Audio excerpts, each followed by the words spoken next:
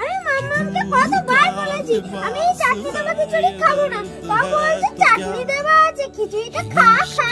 আমি এই চাটনি দেওয়া খিচুড়ি খাবো না, আমি ফেলে দেবো। আরে ওই বাচ্চাটা তো খাবারটা ফেলে দিচ্ছে, কে বলতে পারে আমি যদি গিয়ে চাই আমাকেও তো দিতে পারে। খাবারটা আমাকে দাও না, আমি কয়েকদিন ধরে না খেয়ে আছি, ওই খাবারটা ফেলে না দিয়ে আমাকে দাও না, আমার খুব খিদে পেয়েছে।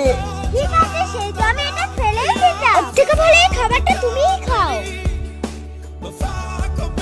তবে বাবু এই খাবারটা পুরো অমৃতের মতো লাগছে, তুমি এত সুন্দর খাবারটা কেন ফেলে দিচ্ছ?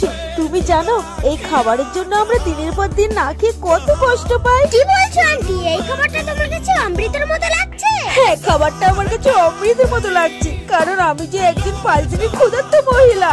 আন্টি আমি আর খাবার নষ্ট করবো না, তুমি এর থেকে আমাকে খাইয়ে দাও।